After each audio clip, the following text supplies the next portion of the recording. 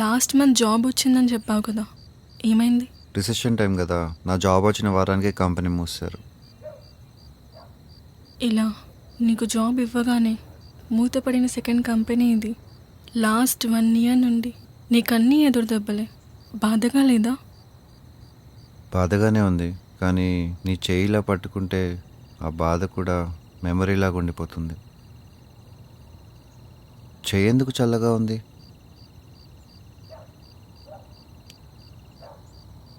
అసలు నీకు ఒక ఇంపార్టెంట్ విషయం చెప్పడానికి నేను ఇక్కడికి వచ్చాను, కానీ ఎప్పటిలాగే నేను కలవగానే అన్నీ మర్చిపోయి నీ చేయి పట్టుకుని ఇలా ఉండిపోయాను. ఏమైంది?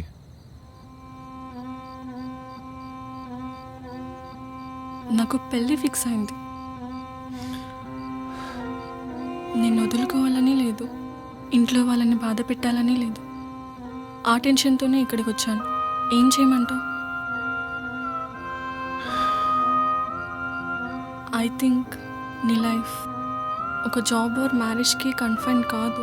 ఆల్సో నువ్వన్నట్టు maybe destiny has bigger plans for you. నీ జర్నీలో ఎవరున్నా లేకున్నా నీ జర్నీ ఇలాగే కంటిన్యూ అవ్వాలి. ఆ జర్నీలో నీకు తోడుగా ఉండేది ఈ డైరీ మాత్రమే.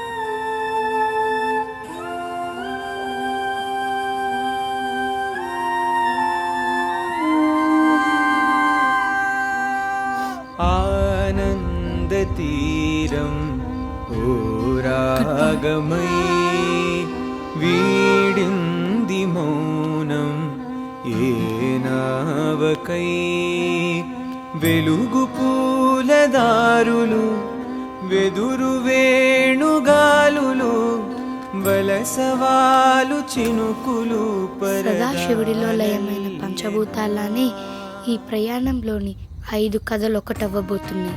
ఈ ప్రపంచాన్ని ఏకం చేయబోతున్నాయి.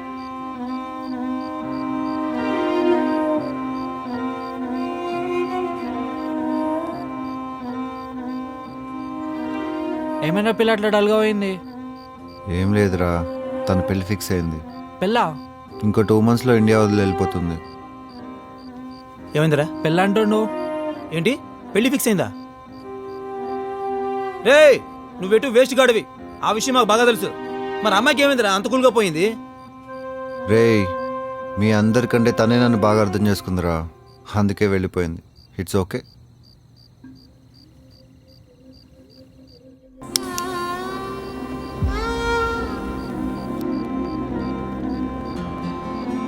అరే రే రే రే ఒరేయ్, అరే రే రే.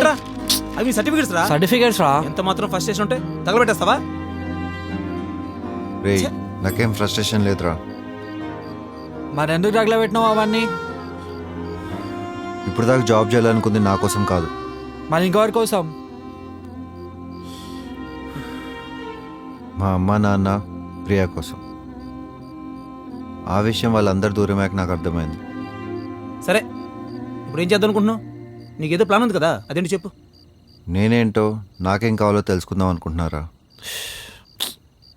అరే వాడు డిప్రెషన్లో ఉన్నాడు, చూసుకోమని చెప్పాను కదా. అరే ఎన్నిసార్లు నేను చూసుకోవాలరా? నువ్వు చూసుకోవచ్చు కదా. అరే నా వల్ల కాదురా, నువ్వు చూసుకోవచ్చు కదా. అయితే లే బై, నువ్వు చూసుకోవచ్చు కదా. నువ్వు చెప్పచ్చు కదా. నా వాళ్ళు అయితే నువ్వు చూసుకో. నువ్వే చూసుకోరా. అరే నువ్వు చూసుకోవచ్చు కదా. చెప్పా ఆల్రెడీ. నీకు కూడా చెప్పినా చూసుకోమని. రేయ్ ఆప్తారా, నాకేం డిప్రెషన్ లేదు, తెలివితోనే చేస్తున్నాను. ఇటే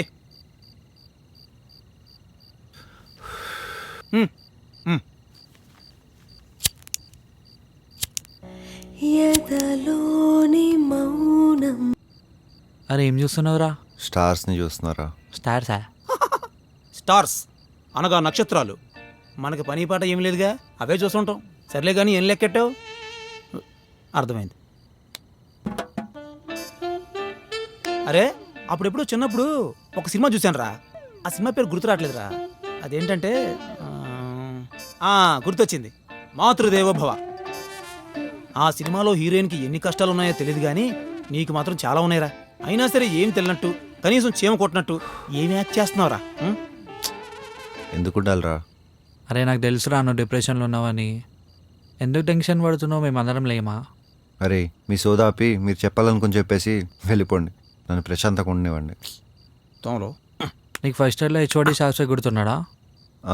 మన క్లాసెస్ కూడా తీసుకున్నాడుగా, వాళ్ళ తమ్ముడు ఒక సాఫ్ట్వేర్ కంపెనీ ఓపెన్ చేసిండు. నీ గురించి చెప్పిన సర్టిఫికేట్స్ ఇవన్నీ అయినాయని రేపు పొద్దుగాల ఇంటర్వ్యూకి పోవాలి. ఏడు అడగమన్నాడు రా నేను జాబ్, నేను చేస్తానని చెప్పానా ఏంటి? బాబు రాజా, నువ్వు జాబ్ చేస్తావు ఆప్షన్ అవ్వట్లేదు. జాబ్ చేయాలి, చేసి తీరాలి, Yeah. It's fix. అంతెందుకురా, మన క్లాస్మేట్స్ అందరూ ఫుల్గా సెటిల్ అయిపోయి పెళ్లి చేసుకుని హ్యాపీగా ఉన్నారా. కానీ మనం మాత్రం ఒరే మలింగా డేయ్, లేరా, మనకి ఎన్ని బ్యాక్లాగ్స్ ఉన్నాయరా? 10. 10. నువ్వు పడుకో. చూసావా, వీడన్నీ ఫినిష్ చేసి రేపు మాపు అమెరికా పోతున్నాడు రా. కానీ మనం మాత్రం ఇక్కడ కూర్చొని బైక్ చూస్తున్నాం. ఏం చేస్తాం? రేయ్ నేను ఇప్పుడు ఏం చేయాలో చెప్పండి రా, నన్ను సావదొప్పకండి. రేపు ఇంటర్వ్యూకి పోవాలా, వచ్చేటప్పుడు కాల్ లెటర్తో ఇంటికి రావాలా. సరే వెళ్తాను, కానీ ముందు మీరు ఇక్కడి నుంచి దుబ్బేయండి, నన్ను ప్రశాంతంగా ఉండివ్వండి.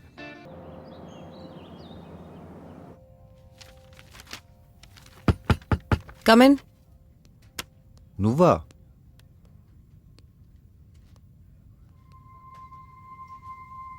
సారీ, మీరా? నువ్వా మీరా ఏదో ఒకటి ఫిక్స్ అవ్వు. క్లాస్మేట్ నిత్యాకి డిస్కనెక్ట్ అయ్యి హెచ్ఆర్ నిత్య కనెక్ట్ అవ్వడానికి కొంచెం టైం పట్టింది. I'm sorry. నీ సర్టిఫికేట్స్ లేకపోయినా ఓన్లీ మేనేజర్ రికమెండేషన్తో నేను వాకిన్కి రానిచ్చాను. మీకు ఇంత గోల్డెన్ ఆపర్చునిటీ ఇస్తే ఇంటర్వ్యూకి ఇలానే నా వచ్చేది. కొంచెమైనా ఫార్మల్గా రావాలనిపించలేదా? అన్ని రౌండ్స్ క్లియర్ చేసి లాస్ట్కి హెచ్ఆర్ రౌండ్కి వస్తాను అనుకుంటే ముందే మంచిగా రెడీ వచ్చేవాడిని. అంటే మీకు మీ మీద కాన్ఫిడెన్స్ లేదా? లేదు. మిమ్మల్ని ఇంటర్వ్యూ చేసే హెచ్ఆర్తోనే మీకు కాన్ఫిడెన్స్ లేదని ఇంత క్లియర్గా చెప్తున్నారు. So that means you are either not interested in the job or చాలా స్మార్ట్గా బిహేవ్ చేస్తున్నారు. ఉద్యోగం అంటే నాకు నిజంగానే ఇంట్రెస్ట్ ఉంది, కానీ అది కావాలనే తపన లేదు నాకు. అందుకే అబద్ధం ఇచ్చే కాన్ఫిడెన్స్ కన్నా నిజం ఇచ్చే కంఫర్టే నాకు ఎక్కువ. నేను ఈ జాబ్ నీకు ఎందుకు ఇవ్వాలి? Because I'm a hard worker. ఈ కంపెనీ ప్రోగ్రెస్ కోసం చాలా కష్టపడతాను. ఇన్ఫ్యాక్ట్ నా లైఫ్ అంతా డెడికేట్ చేస్తాను. కానీ అన్నిటికీ మించి అబద్ధాలు కూడా బాగానే చెప్తాను. ఇన్ఫ్యాక్ట్ నన్ను నేను బాగా మోసం చేసుకోగలుగుతాను. అంటే ఇక్కడ మేము అబద్ధాలు చెప్తే జాబ్ ఇస్తాం అనుకుంటున్నావా? నిజాలు చెప్తే ఇస్తారా? Very smart. You selected. Oh, thank you. మీ ఆఫర్ లెటర్ మీకు మెయిల్లో 2 డేస్లో పంపుతాము. Be confident. ఓకే.